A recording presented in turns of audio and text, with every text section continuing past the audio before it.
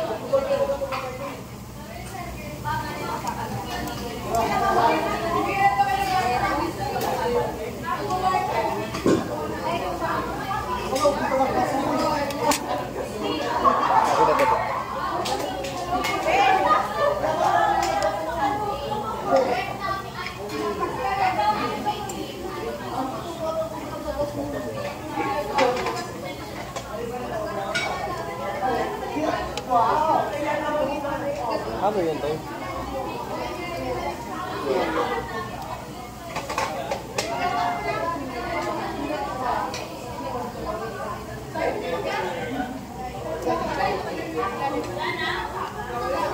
Ano to, ate? Kuya, ano to siya? Kuya, may Ha? shrimp. Marinated to na. Ah, sige, try ko to. Shrimp ate. Shrimp sa lettuce.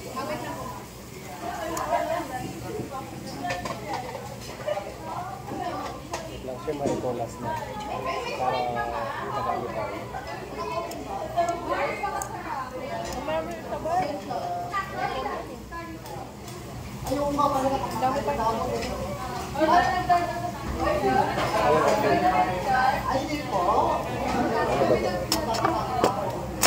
Ay, sorry po. Tsaka beef pa ate. Sige po. Yung chicken tayo.